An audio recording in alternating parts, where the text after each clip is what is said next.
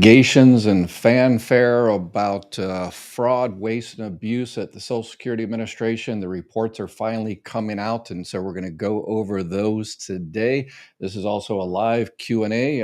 This is who I am. My name is Ed Weir. I ran the third business Social Security office in the country, and now on my semi-retirement, I'm helping you all make sure you're getting everything you're eligible for, entitled to, earned, and need from the Social Security Administration. So I've got a bunch of questions already about, let's see, you got Medicare questions, survivor benefits, spouse benefits, retirement benefits, early retirement.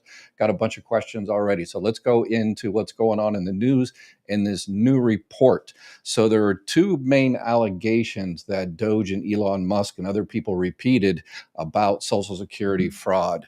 One of those with those 20 million zombies out there going, collecting Social Security benefits that are 120 years old or whatever. And I said, when they reported that, I immediately came on. My regular viewers know this. I said, they're looking at the wrong thing.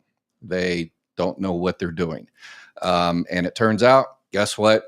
I was right. They were looking at a database that is just Social Security cards. It's called the Numident. You do not pay. There's zero money that comes out of the database they were looking at. Zero. One dime has never paid from that database they're looking at. It's kind of like you're looking for credit card fraud.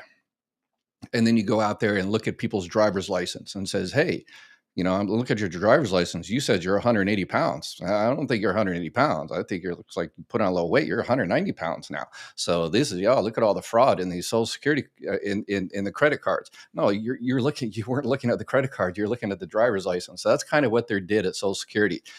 The payment record is called the master beneficiary record, and those are up to date. And if you're over 116 years old, nobody gets benefits over 116. If you pass away, then those benefits are terminated.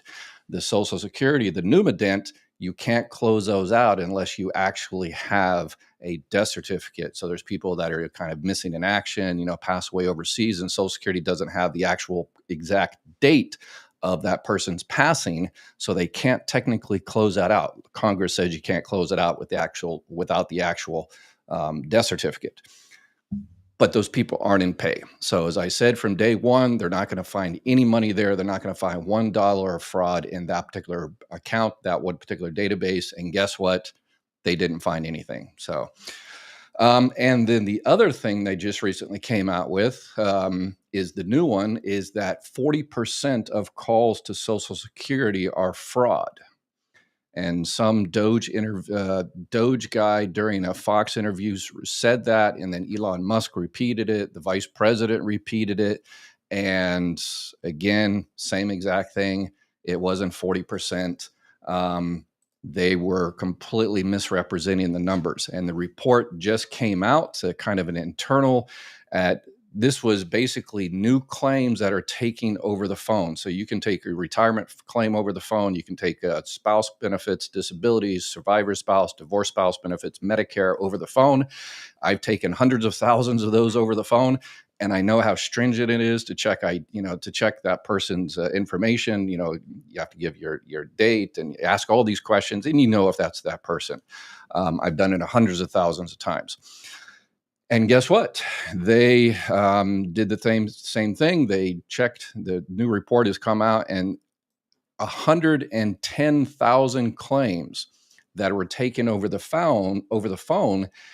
Only 2 are suspected of fraud, and even those are likely to be fraudulent, but they don't know. But 2 out of 110,000, and because they put these extra things in there, they talked about 40%. That's not.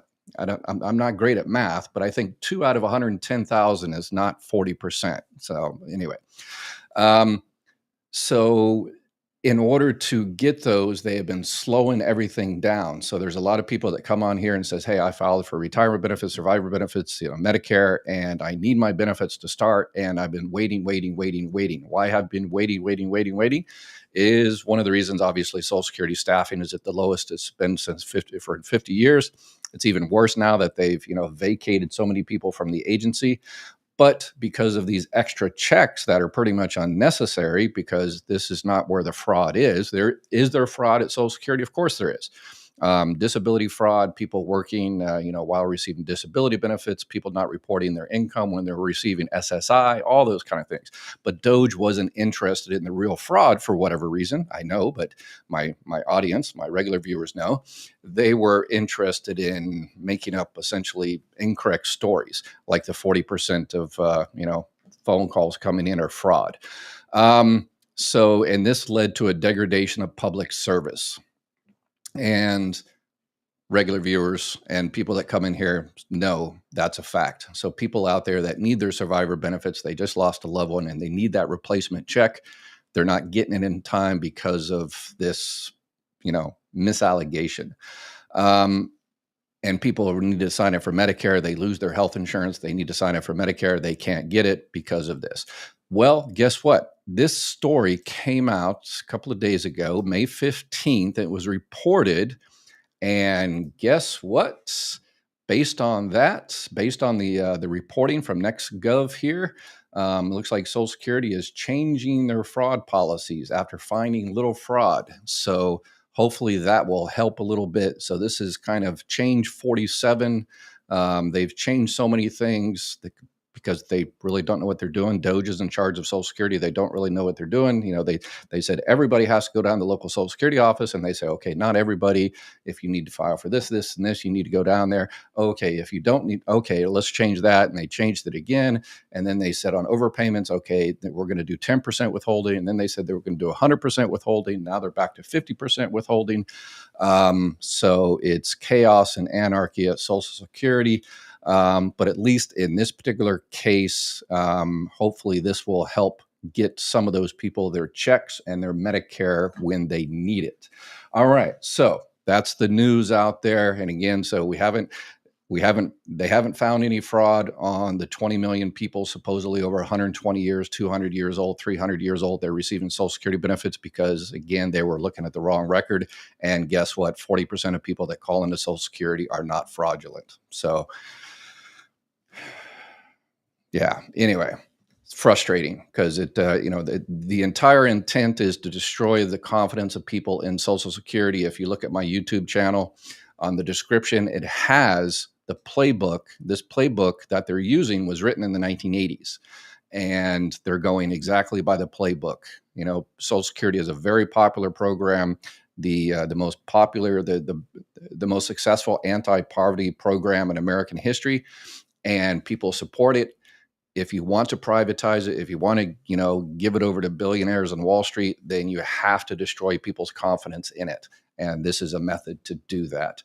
But luckily, we've kind of showed them that, hey, we've got your number. All right. So let's get into some actual questions here. Do you have any idea of what the plans might be for Medicare, Medicaid, and Social Security? What do you think? Okay. Medicare. So Dr. Oz is in charge of Medicare. He's always been a big proponent of Medicare Advantage. When he used to have his show, he used to have, Medicare Advantage. He is, before he was always an advocate of kind of Medicare Advantage for all, making Medicare Advantage kind of the default option. I'm keeping an eye on that. That hasn't happened yet. Medicaid, the current budget resolution is going to be cutting 800 plus million from Medicaid. And again, they do the whole thing about fraud, waste, and abuse, but that's not how you do it. Is you go after the fraud, waste, and abuse. You just don't cut everything across the board. Social Security, no changes in terms of benefit amounts yet, but access to those benefits. This is, what the attempt is to kind of prevent people from getting access to their benefits, making it difficult for them to get their benefits. And this is what this channel is all about, to help y'all get the benefits you and your family need.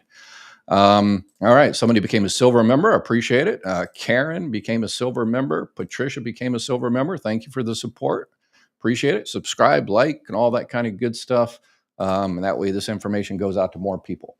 I have a question about Medicare. I'm being taken off Medicaid and have a dual complete plan. Next month, I'll need to change. Then you need to call the sponsor of this live Q&A, Chapter Medicare. So yeah, if you lose your Medicaid, number one is Is your Medicaid going away, or do you agree with you losing Medicaid? Is the state cutting back? Or are they saying that you make too much money or have too much resources or something like that? If that's the case and you disagree with it, appeal that decision. Okay. If you say, okay, oh yeah, I'm definitely going to lose Medicaid there, um, you can. I've got my new website. It's mygovexpert.com, and you go into the Medicare section. This only came live a few days ago. I'm still working on the little videos here, but you go into the Medicare section and you click on Medicaid, and I have got an entire section on that. So what, my Medicare, why it stopped, what you can do, and all the rest of it. So one of the things is because you're losing Medicaid, you're no longer dual eligible. So dual eligible means you're eligible for Medicare and Medicaid, but because you lost Medicaid, you're no longer dual eligible. And as you know, you're going to be losing your Medicare Advantage dual eligible, dual complete plan. So you need to get a regular plan, just a regular Medicare Advantage plan. If it depends, if you need a lot of health care, you just get the best Medicare Advantage plan possible that covers as much as possible. If you're strapped a little bit for money, but if it's a budget issue, there's called Medicare Advantage Part B give back plans that might pay for part of your Part B. Because remember, because you're losing Medicaid, you're also going to be responsible to pay that $185, the Part B. Up until now, probably Medicaid, your state Medicaid office was paying for Medicare Part B. They're not going to pay for that anymore. So you're going to be out the $185, unfortunately. And what happens is the computer system, because you're talking about your state Medicaid system and Medicare and Social Security, got 3 different computer systems there. So when you lose Medicaid, they might pay for a month or 2, but they weren't supposed to. So I would prepare for not only having, 185 taken out of an upcoming check, you might have 2 payments taken out or 3 payments taken out, and that usually puts people in a world of hurt. So, but the number one thing, you can reach out to Chapter, and they can see what's available in terms of Medicare Advantage in your particular area, and they can check. They've got access to a limited access to the Medicare.gov, and they can see when your Medicaid is technically going to stop, and that way that you can give a kind of a better heads up. So, yeah. But again, if you disagree with Medicaid decision, before I worked at Social Security, I worked for the Department of Social Services doing Medicaid, and obviously they make mistakes like every other person in the world. So if you disagree with their decision, make sure you appeal that. Heard there are some Medicaid fraud collecting in multiple states. Yes, 100%. There is Medicaid fraud, there's Social Security fraud, there's Medicare fraud, there's, credit card fraud, there's marriage fraud. Yeah, there's fraud everywhere. Yeah, I mean, they should go after the Medicare fraud. They should go after the Medicaid fraud rather than saying, oh, okay, as a kind of a shield to shield us, we're going to cut $800 billion. And then hopefully that's also going to cut the fraud, but it's also going to, collateral damage. So go after the fraud. So, if Trump would offer you an SS advisor, would you take it? Please do so. The system gets fixed. Absolutely. Yeah, I've reached out to Doge and Elon Musk and everybody and says, hey, y'all are looking at the wrong places for fraud. I mean, Social Security is actually very, very, very, very efficient. So there's several government accountability offices. They've actually passed 31 of the last 31 audits. So they're very, very good. The Department of Defense, yeah, they haven't passed an audit forever. Although there's one branch of the military that recently passed their audit with flying colors. I'm not going to tell you who it is. Where's my finger there? But guess what? It's the Marine Corps. Yes, they passed their audit. So hoorah, Marines out there. We are awesome like that. So I just received my first retirement payment. It was supposed to be on the 3rd Wednesday. However, I received it the Friday before. Yeah, sometimes the first payment comes a little bit earlier, but usually, yeah. So you were born on the second 10 days of the month. So that means you're going to get it on the 3rd Wednesday. Yeah, sometimes the first check comes a little bit early. So no big deal. As long as just make sure it's the right amount, all that kind of good stuff. Applying for Medicare in August, November birthday. I was told not to apply for Social Security at the time because it will delay Medicare. Is this true? Apply separately. No, it's all the same application. No, so you can do it at the same time.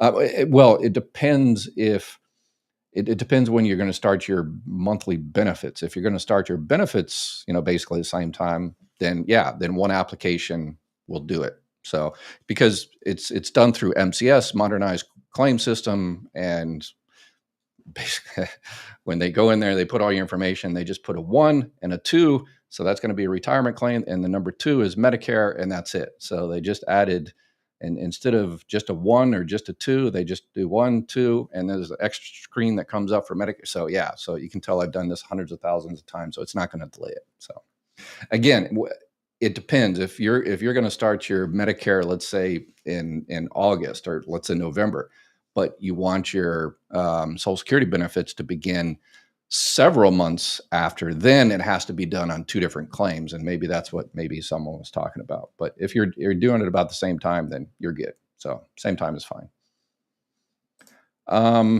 Mr. Razor, there are many who need your channel. Keep up the good work. This helps the uninformed from wasting time at the Social Security office. Yeah, and that's it. I unfortunately I can only answer so many questions a day in my hour time, and that's what led me to work 24 hours a day essentially on the new website. My little subscribe button here doesn't work. Y'all broke it. We were getting so many people subscribed that the back end system broke. So I'm working on the subscribe button there so it works. So yeah, it should be done Monday or Tuesday. So yeah, there's tons of people that subscribe to the newsletter, and I'm not going to inundate y'all with daily emails. Newsletter once a month. So unless there's something super important, but yeah, I hate those daily emails. You sign up one time and they just never stop bothering you. I hate those. So my wife divorced me 3 years ago. We were married for 10 years. Let's see. So that's only a part of. So if you were married 10 years, then you're eligible for spouse benefits. Again, check out my website there. You go into the family, and then it gives spouse benefits there. It gives you a little calculator there. It's only a calculator if it's pretty much kind, and it tells you exactly. So you're actually looking for divorce spouse benefits. So you need to be at least 62 years old. You have to file for benefits on your own record. Your benefit amount has to be less than half of that person's, and then it gives you all the other details, how much benefits you're going to get, what if you remarry, all the rest of it. So check that out. Again, I'm still working on those videos there on the head of each, but it's a work in progress. Rick, chapter was good. All set. All right. Perfect. Thank you for letting me know. Yeah. My son and I, this is a 2-man operation, and we looked all throughout the country for a place that's going to help you out, and they're knocking out of the park. So thank you for letting me know. Yeah, we're keeping an eye on, but yeah, they've been doing a great job. Thank you so much for your help. I've heard 2 different things. Do we need to work right up to our 70th birthday in order to get credit for waiting to start our benefits, or could we just wait? No, I mean, work is not relevant. If you're eligible, if you paid into Social Security at least 10 years, you can get your benefits at 65, 66, 68, 69, 70. And you don't have to wait for your birthday. A lot of people think, well, my birthday's coming up, so I should go ahead and file for retirement benefits or whatever. No. You can file any month of the year. Every month you delay up until the month you turn 70, every month you delay starting your Social Security benefits, then it increases every single month. A lot of people think you don't get an increase unless it's around your birthday or January or something. No, every month you wait, your benefits go up a little bit. And guess what? If you look on the website there, click on the little retirement, it has when to start your benefits calculator. So you just put your date of birth in there, and it tells you a good idea of, perhaps when you should start your benefits. Gives you a nice little graph of, lifetime. So thank you for telling us what it really is going on. I appreciate it very much. I'm appalled of all these accusations and lies. Yeah, it's, I mean, to be fair to Doge and Elon Musk, if you heard that, there's 20 million people on the record at Social Security that are still, not closed out. Yeah, if you first hear that, you're like, that's terrible. But then once you go in there, you see, oh, okay, that's another database, and legally, Social Security Congress says you can't close out that record unless you have a valid death certificate. Social Security doesn't have a valid death certificate, so they can't close out that that record that basically the weight on the driver's license. But it doesn't matter because that's not where the money comes from. So as soon as he went in there and said, oh, okay, that's the situation. It should be cleaned out. And Social Security always said it should be cleaned out, but it's going to cost millions of dollars to clean it out, and it doesn't save the taxpayer any money. So they always said, well, Congress, if you give us, $8 million, we can definitely address those. But Congress said, nah, it's a waste of money. And Social Security said, yep, you're right. It's a waste of money. Yeah. So Elon Musk, as soon as he found that out, he should have came on and been above board and said, oh yeah, okay, I can see now. Yeah, it's not. We'll go ahead and clean it up. They're cleaning it up, which is great. Yeah, particularly if he's doing it with his own money rather than our money, and so because it's just useless. What is the best way to just change to my new address? Everything else stays the same. Yeah, you can do it online. Go to mysocialsecurity.gov, set up a My Social Security account. If you can't get on there for whatever reason, then you just call the 800 number and they can change your address. As of right now, there's still in terms of changing to direct deposit, it sounds like as of right now, you have to either do it online through My Social Security or you have to go down. You can't change a direct deposit over the phone. So yeah, Doge found only two. Yes. Well, alleged two. We're not sure. And again, this is phones.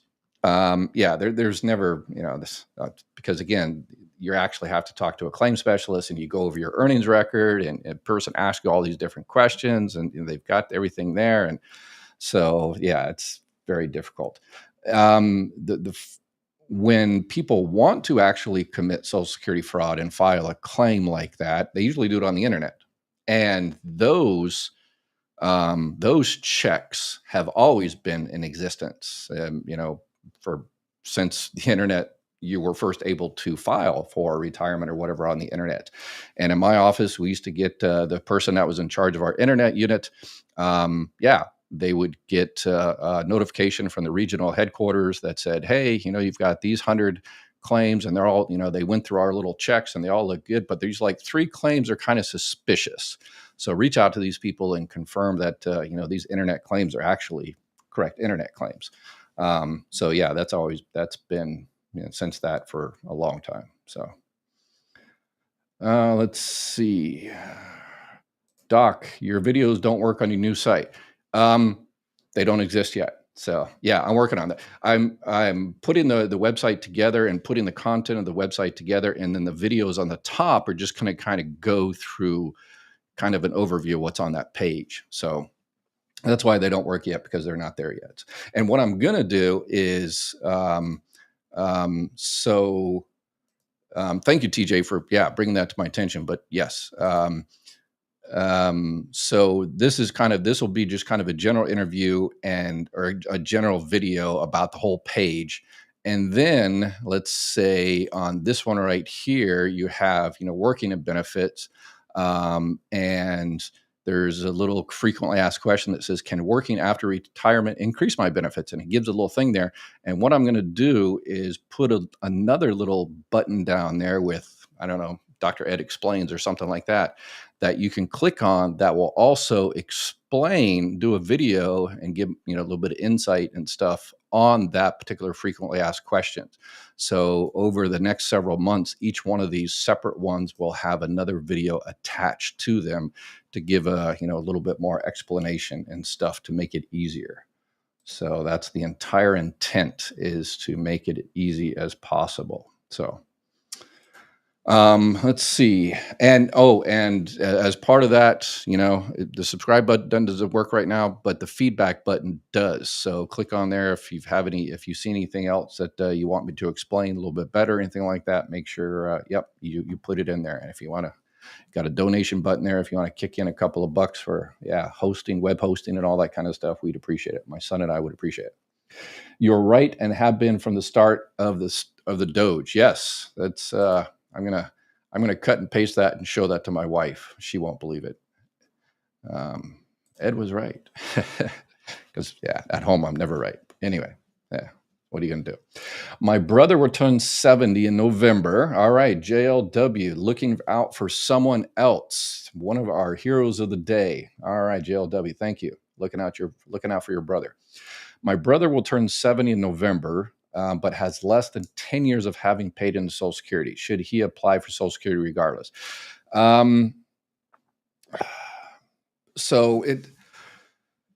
Was he ever married to anybody that was that paid into Social Security? Maybe he could get spouse benefits or divorce spouse benefits, because he doesn't have to be insured for benefits on his own record if he's eligible for benefits on another record. Okay, and there's also the case maybe he worked for a non-covered entity, a state or local agency, that government agency that didn't pay into Social Security.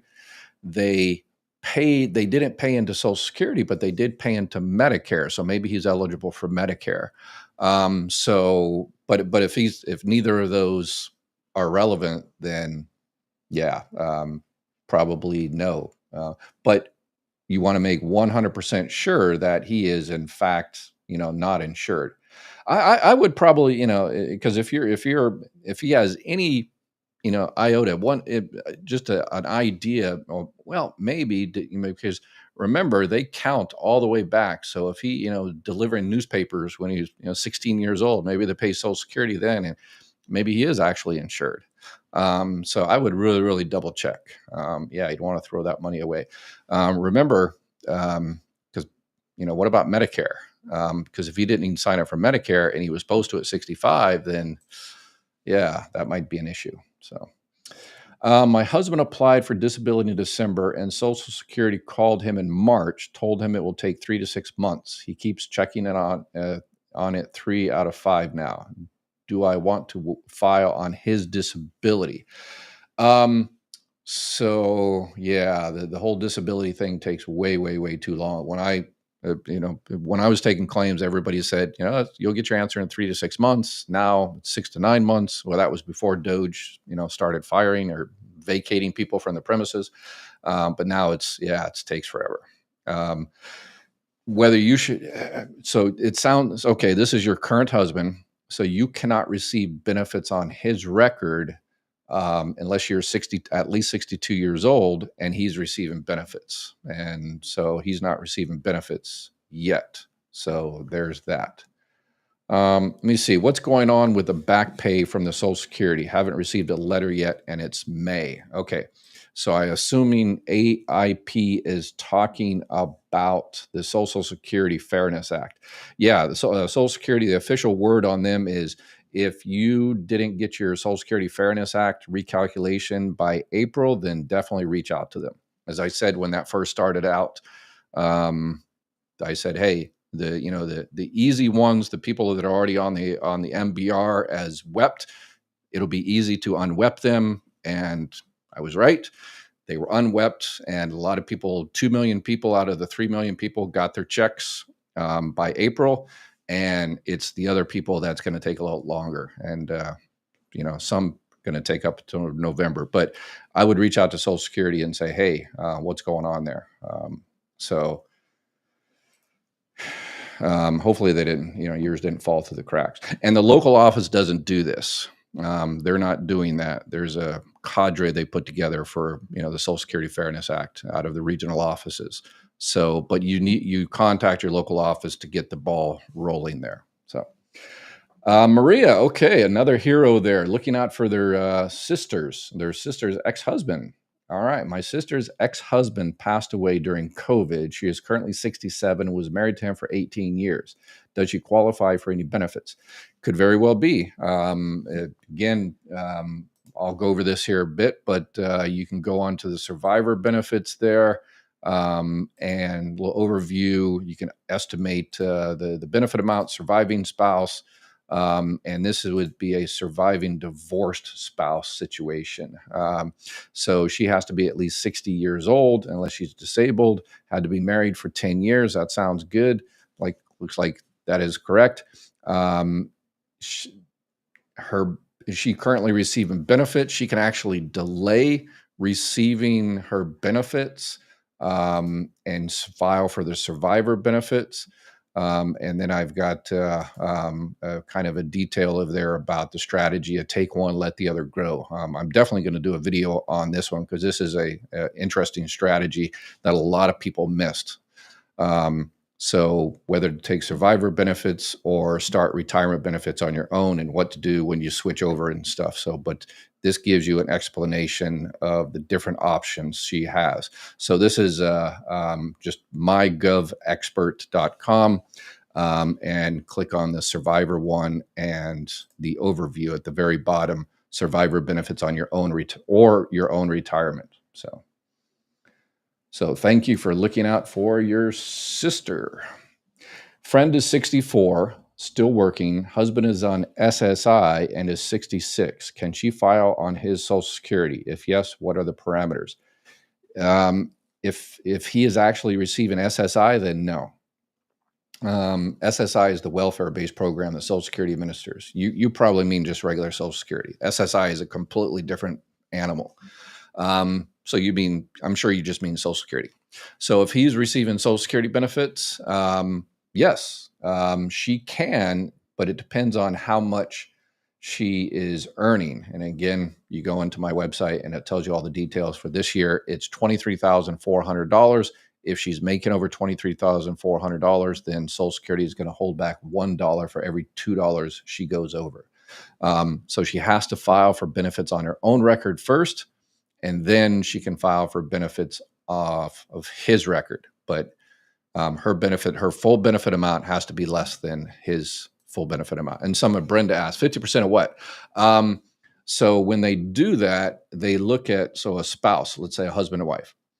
So let's say the wife is the higher wage earner.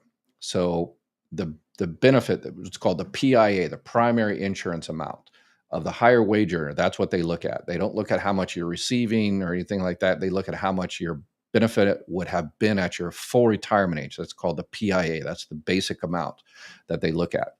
And then they compare your own PIA.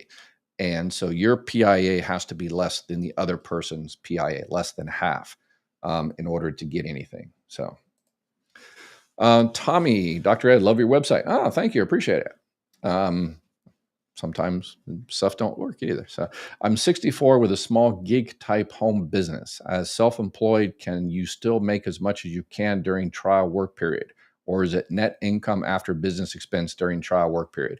Trial work period doesn't matter, because trial work period is the trial work period. You can make $1 billion a month during your trial work period. It doesn't affect anything at all. You use one of those months. And again, my website has got the big guide and everything. It's got a calculator on there. And it has explanation of the trial work period, disability, work incentives, and self-employment. Self-employment is always a nightmare. But it doesn't count your gross. It counts your net income from business, because a lot of people have businesses that, they don't make money for a while. But they also look at your hours, how many hours you put into the work. But as you're during a trial work period, you can make $1 billion for those 9 months, and they don't have to be consecutive. So you get 9 months of a trial work period to see if, you are able to work. And if you're able to work, then probably make more money working. And so you get off Social Security, and it's good for you. It's good for the taxpayer. It's good for the Social Security Trust Fund. It's good for everybody. So, Dr. Weir, I tried to make a one-on-one appointment with you, but you don't show any availability for 5 years. Is this accurate? Yes, I pretty much stopped doing those one-on-ones, but I have my Jackson. She is doing those now. She's going to be on vacation here in a 3 days, but she'll be back, I think, first part of June. So she's doing those, and she worked for Social Security for decades. She used to do the congressional type stuff. So her state's congressional representatives needed help with a constituent. She's the one that helped people and stuff. So yeah, she knows her stuff. Yeah, I stopped doing those because, I'm doing these in my website and a bunch of other stuff that hopefully will help out more people. So the whole thing has made, but you can go on if you want a one-on-one, we do charge for that. She does charge for that. It's the only thing we charge for, and that helps out everything else.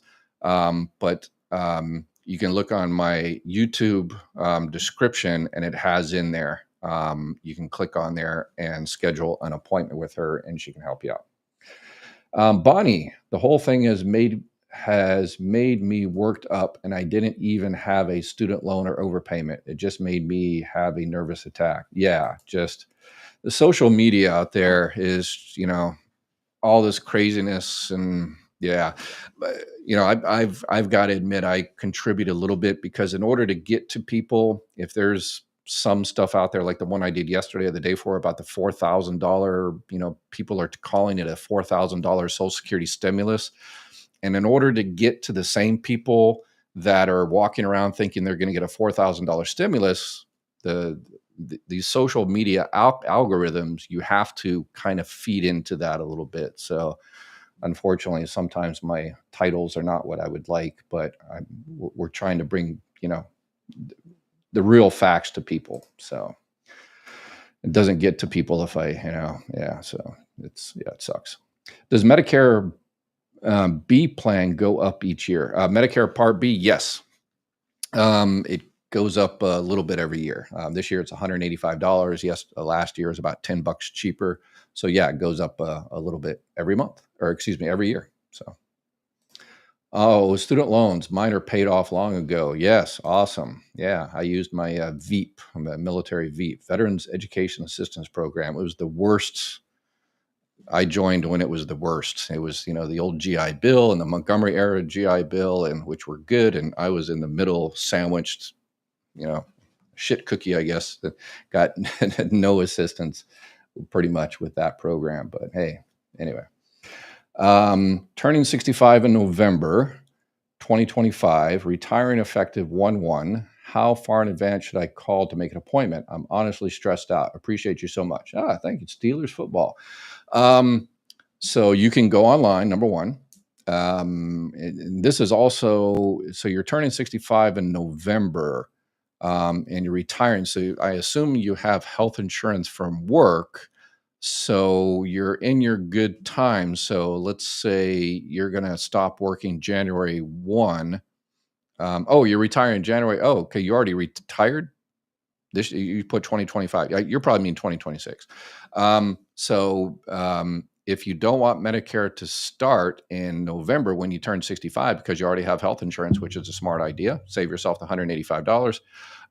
So what I would do is I would, in October, contact them, or file online and tell them, okay, hey, I have health insurance from work, so I don't need to start my Medicare in November, and I want to start my monthly benefits in January as well. So you can start your monthly benefits in January and your Part B in January, unless you have health insurance for the whole month of January. Then you start it February 1st. And then, you reach out to chapter and figure out what you're going to do with Medicare plans, Medicare supplements. Always, always, always check out Medicare supplements first, see if they're right for you. Half of the people eventually choose Medicare Advantage, but it's a personal decision. So it really depends on what happened, your particular situation. If I'm at FRA and the higher earner, my wife is only 65, what impact will her age have on spousal half benefit? Zero. Your benefit as a spouse is determined on the age you file. So it's not how old she is. She has to be receiving benefits because you're married. She has to be receiving benefits, but however the percentage, you're at FRA, so you'll get 50%. So that's easy. So yeah, if you were below, then you would get less than 50%, but you're your full retirement age, so you get 50% of her full benefit amount. minus your own. So, and then again, you can go into my website, click on the family benefits tab, and there's a calculator there, and it'll tell you how much your benefit will be. So, um, it depends if you've already filed for benefits on your own record. So, Anita, Dr. Ed, a friend of mine has a 14-year-old son. Thank you for looking out for your friends. And his father just passed away in his sleep. Wow. I guess that's the best way to do it, huh? He was less than 40. Oh, that's a terrible time. Wow. Worked many years and was waiting on disability while he was doing mandated therapy. Wow. Wow. Okay. So yes, the son immediately call and get benefits as a surviving child, and he'll get 75% of his father's full benefit amount, the PIA. And if the mother is taking care of the son, because the son is under 14 years old, she just might be eligible for what's called child and care benefits. So you go into my family benefits there and click on the little child and care, and it gives you exactly what the child and care benefits, all that. So, and child and care benefits. So the mother, there are work limitations, just with any thing Social Security when you're under your full retirement age. So, but she might be able to get benefits. It's called the surviving child and care benefits, which is also 75% of her of his father's full benefit amount. But number one, definitely get the son and get those benefits started. And the son will receive benefits until he's 18 years old, or graduates high school, or 19 and 2 months. So, and then I've got, can the child benefits continue in high school? And it tells you all the things. And I need to make a better link there rather than that. I'll add the actual link for the form that you need to fill out to continue benefits at high school. In the old days, benefits continued until the kids graduated college, but that doesn't happen anymore. It's till they graduate high school, or 19 to 2 months, unless they're disabled. If they became disabled before the age of 22, then their benefits can continue. So let's see. All right. Yeah, I had a win yesterday about the big beautiful bill. Looks like it was stopped. Yeah, the people that stopped it wanted more draconian cuts to Medicaid, and Sandy, my husband worked for the VA and is receiving his federal retirement. Will his Social Security benefits be reduced when he applies for his Social Security? He will be 65. Not based on any federal retirement. The only reason it will be reduced is because he's going to be filing at 65, which is, not his full retirement age. If he's going to start his benefits at 65, it's just going to be reduced because he's filing early, but no reduction because of VA or anything. So, thank you for your help. Thank you. Thank everybody here that is looking out for their friends and their brothers and their all. So yes. On the website, unclear if I start and stop Social Security benefits after 1 year. Do I have to pay back, or is it just suspended until I start again? Okay. Yeah. So, okay. That wasn't clear. All right. I'll check that out and see if I can make it a little bit clearer. Thanks for letting me know. All right. So, if you file for retirement benefits and you change your mind, and retirement benefits is retirement benefits, spouse benefits, divorce spouse benefits, independently entitled divorce spouse benefits, surviving spouse benefits. So if you start your benefits and you're under your full retirement age, or whatever the case may be, and you change your mind, you can within 12 months withdraw your application. You can say, "Oops, I shouldn't have done that." But if you've already received checks, you have to pay back all that money. And the whole process isn't done until your check clears. And, but that's one way you can do it. And then, for instance, if you say, okay, I started my benefits 6 months ago, but I've actually should have started it next month. So you withdraw the application, pay back all the money, and then you reapply and start your benefits next month. So they can't change the MOE, the month of entitlement, from 6 months ago till next month because you're already getting benefits. They just can't do it like that. But let me see, start and stop. The suspension is different. So if you are receiving Social Security benefits, retirement spouse, divorced spouse, surviving, whatever the case may be, and you're under your full retirement age, then there's a limit to how much you can make based, in terms of work. And if you're going to go over that limit, then you call Social Security and they basically put your benefits in suspense. So that's what you're talking about.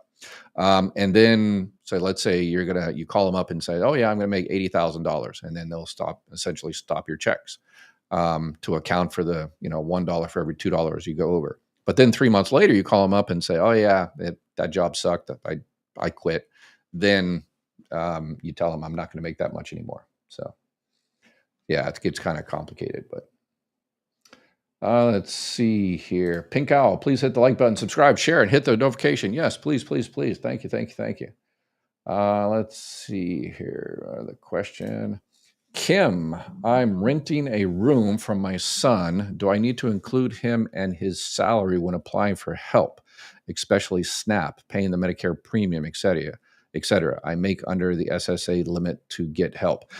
Yeah, anything like that with any type of needs-based system, SSI, supplemental security income, SNAP benefits, Medicaid, the extra help with prescription drugs, those each have little different nuances. So when you apply, tell them, say, hey, I'm renting a room, and tell them how much you're making and all the rest of it. With Social Security, in terms of Social Security SSI, they changed that, the SSI one, they changed that last year, several months ago, where if you're renting a room from someone and they're giving it to you at a reduced price, that's the difference is kind of a subsidy. They changed that recently to where they really don't count it as much as they used to. So yeah, but when you apply for any of that, just tell them. Be above board, and that way there's no issues in the future. But if you're under that limit, then you shouldn't have an issue. My experience with dentists in California has been that they were doing unnecessary work just because I was on Medi-Cal. I have already lost 3 teeth because of them. Wow, that's not good. Yeah. Hundreds of hospitals are going to shut down due to new cuts, over 300. Yeah, that's a lot of, particularly rural hospitals really depend on Medicaid. People live out in the country, out in the desert. They poor areas, and the hospitals and doctors depend on Medicaid, health insurance.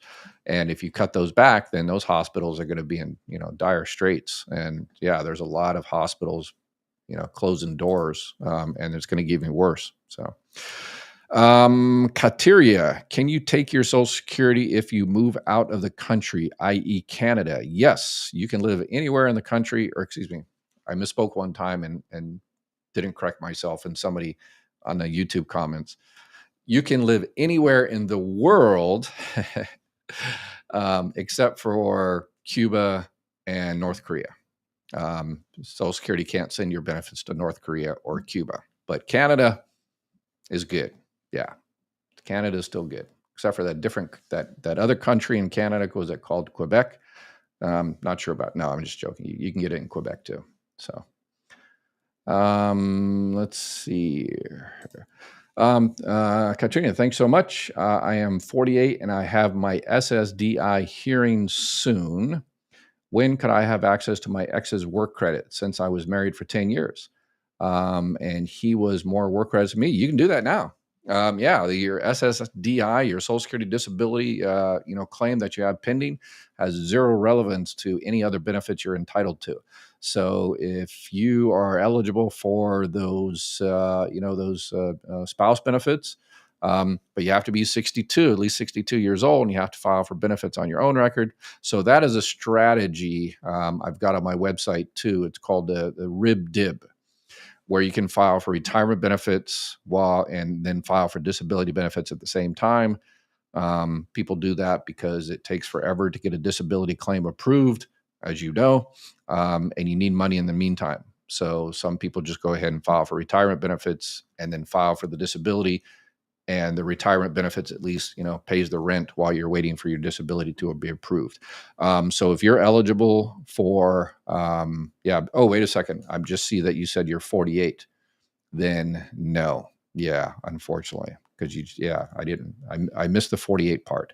But anybody else out there, if you have a disability, if you're waiting on your disability case to be approved, and you are at least 60 years old, at 60 you can start surviving spouse benefits.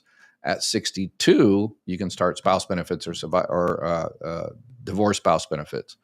In terms of 48. The only thing is, starting at 50, you can get what's called disabled widows benefits, but you can't because it sounds like he's still out there alive and kicking. So unfortunately, yeah. So you have to be at least 62. So, shouldn't you be a citizen to receive Medicaid? No. If you're in the country legally, if you're, you know, have a green card, as we used to say. If you paid, well, Medicaid is a needs-based program, but the current law is if you're in this country legally, either a U.S. citizen or a resident, there are more limitations for non-citizens. You have to be in the country a certain amount of years and stuff like that. But yep, and that was another thing that Doge and them came out there where they said they found 1.3 million people that illegals on Medicaid, and the guy goes on the TV the next day and said, 1.3 million on Medicare, and the guy didn't know what the difference between Medicaid and Medicare was. So I receive SSI and SSDI. How much of each can they take for delinquent student loans? For SSI, nothing really, because that's a needs-based program. So you're receiving SSDI, a certain amount of SSDI under $967, and then up to the $967, you're receiving SSI. But usually on those type of things, again, this current administration is writing the rule book on that. But normally for SSI type stuff, they can't do garnishments. I need to add that, since the student loan and garnishments, I need to add that as a section to my website. So, all bets are off now because it's all new policy that's being written right now. So, but usually SSI is, because the reason you receive an SSI is, that's bare minimum to survive. They voted no because cuts weren't deep enough, but keep calling to scare the bejesus out of them for 2026 and 2028. Yes. I did a video a few days ago, that talks about, hey, if they cut Medicaid, that's also, kind of a backdoor cut to people's Medicare, because Medicaid was paying for their Part B premium. And if, they can't afford it, they either have to lose their Medicare too, or they'll get their Social Security benefits cut by $185 because now they'll have to pay it themselves. So it's kind of politicians are smarter than just coming right out and say, hey, we're going to, blow up that building. They, do other things kind of behind the scenes, politicians. 6 out of the top 10 welfare states are red. Republicans will go down in flames if they leave. Yeah, that's what was it Josh Harley and stuff like that was against it. And bread, butter, one of those things. I'm just saying that we need to look at the medical fraudsters who process payments for quacks. Yeah, and so I agree. And in my YouTube description, it has the OIG, the Office of Inspector General, line for Medicare fraud and stuff like that. Yeah, we definitely need to, actually attack fraud rather than, pretending like we are just to get cuts to billionaires. And yes, with those, so the system works two ways. So if you have if you have Medicare, let's say Medicare, you have original Medicare with a Medicare supplement, or if you have a Medicare Advantage, both of those programs go after fraud differently. Okay. So with original Medicare, Part A and Part B, the government Medicare, they don't get in you and your doctor's business. If the doctor says it's medically necessary, Medicare says, "Oh, okay, go for it." So the doctor says it's medically necessary, you get it done, and the government doesn't come in there and second guess your doctor. If that doctor, clinic, hospital, somebody drops the dime on him and says, hey, this stuff ain't medically necessary, then Medicare goes in there and investigates. And you see people, these doctors being shut down and all that kind of stuff and no longer able to bill Medicare. You see that every single day. That's how that system works. That's one way to stop fraud. Medicare Advantage plans stop it on the front end. How do they do that? Is through prior authorizations. So they have certain, networks of doctors or whatever, and particularly if you're an HMO, Medicare Advantage. But if the doctor says you need X, Y, and Z, then the doctor has to ask the health insurance company, hey, I think this guy or gal needs X, Y, and Z. And then the company can make a decision. Some bean counter can essentially make a decision, or AI can make a decision whether you get it or not. And that's how they stop fraud. So I kind of like, hey, don't mess with me and my doctor. If you find fraud, then go after the fraud, but don't, don't delay treatments and stuff like this on the front end, and don't use it as an opportunity to, save money for the corporation. But anyway, that's my 2 cents and nobody cares. Let's see here. During SSDI trial period, mom tried to work, but for health reasons stopped reinstatement process. If it's the trial period, there is no reinstatement process, because if she didn't use all her 9 months, then her benefit should have never stopped. Maybe you're talking about once you finish the trial work period, the 9 months of trial work period, then you go into the extended period of eligibility. But if your mother's Social Security disability actually stopped, and it's not because of the trial work period, for whatever reason, let's say it stopped, then you can request an expedited reinstatement. And again, go onto my website. Let me type it into this other platform I'm using, mygovexpert.com. Go in there, click on the Social Security, the disability part there, and you'll see what's called an expedited reinstatement, EXR. So that's if you're receiving disability benefits and your benefits stop because of work, not because your disability became improved or you got a surgery. It had to stop because of work. And then within 5 years, 60 months, you stop working. Then you can apply for what's called an expedited reinstatement. Nothing at Social Security is expedited nowadays, but that's what they call it. And so they will be able to restart her benefits. They can do kind of a temporary pay while you're waiting for the medical decision. So yeah, I would do that, EXR. And so you have to call the Social Security office and wherever, and that's a manual form. EXRs are a nightmare to do. Not for you, it's for the claim specialist. It's a paper system. Because not many of them are done. So a typical claim specialist gets maybe 1 or 2 EXRs per year. So yeah, it just doesn't pay to automate that because there's not that many of them. So let's see here. Would lottery winnings affect my DAC survivor benefit checks and my dual Medicare Medicaid insurance coverage? No on the first one, yes on the second one. So lottery winnings are not considered earned income, so they're not going to affect your survivor benefits at all.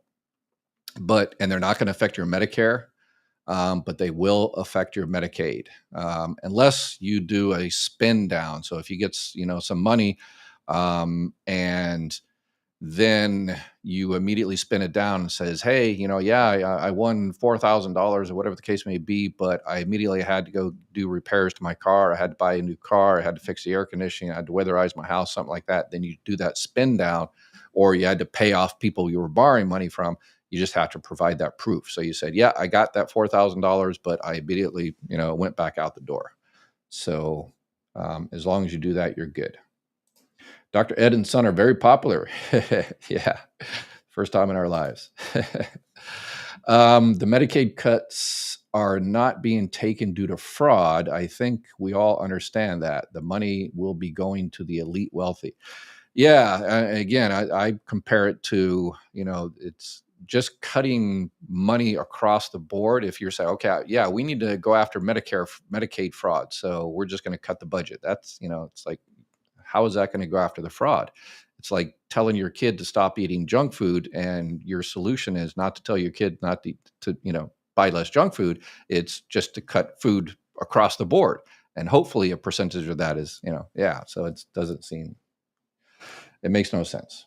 So, Kim, I was born in 1958. Social Security sent me a letter that I was being taken off of SSDI and put on the Social Security. I thought my retirement age was supposed to be 67. No, yours is 66 and 8 months. Yeah, you can go on my website, click on the little retirement. It gives you a calculator, your full retirement age.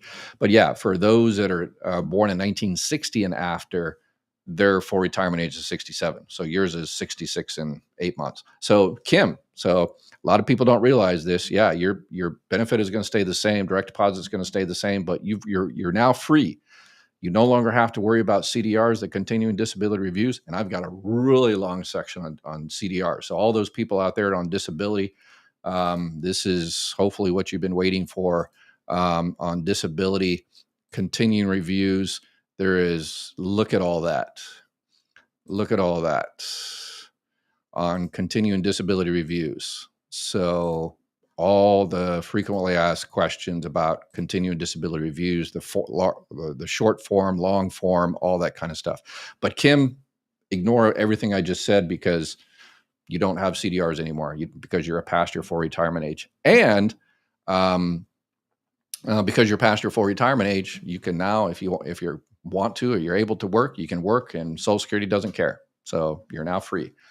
All right. So we are over an hour, and unfortunately I've got tons of questions just not able to get to, but I will be back again tomorrow and answer a whole bunch of more questions. So if I didn't get you today, make sure you check out my website, and I'm going to continue adding more videos there. But join me tomorrow, and I'll try to get your question. So y'all take care. Have a beautiful, beautiful night. And please, please, please, please take care of each other.